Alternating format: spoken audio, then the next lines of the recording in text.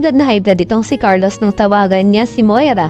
Habang sinasabi na nung pinapatumba niya nga daw si Dax ay naroon din si Lynette. Pero ito namang si Moira ay kumpiyansa pang na lalo patuloy nagpakulo ng dugo ni Carlos. Sabi nga nito sa Brunhilda, nasa oras lang daw talaga na masaktan muli ang asawa niya ay siya na daw ang mismong papatay kay Moira. Sa kabilang banda dahil nga nasabi ni Mildred na si Moira ang may pakana ng pamamaril dito kay Dax ay sinabi niya kay na Giselle at Aling Susan na si Moira daw ang nakakulong at sila ang malaya kaya't dapat daw na si Moira ang matapot sa kanila.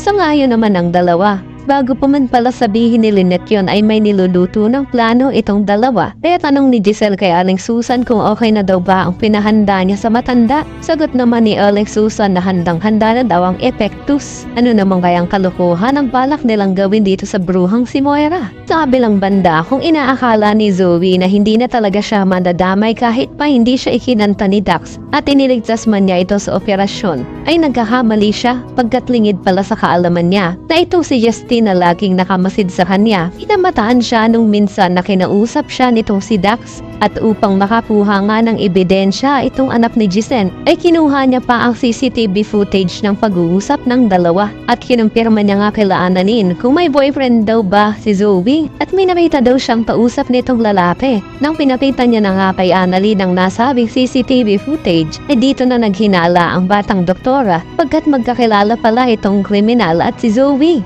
Ito na nga kaya ang maging dahilan para mas lalo pa nilang paigtingin ang pag-iimbestiga dito kay Zoe at nang malaman na din nila na isa rin talaga ito sa mga utak ng pangingidnap kay Lolo Pepe, mga dapat niyo pang abangan. Kaya naman kung isa ka rin sa mga nagnanais na makaligtas pa nga itong nag-iisang testigo ng mga tanyag upang tuluyan ang mabulok sa kulungan si Moira, ay pakiclick naman ang like at subscribe button.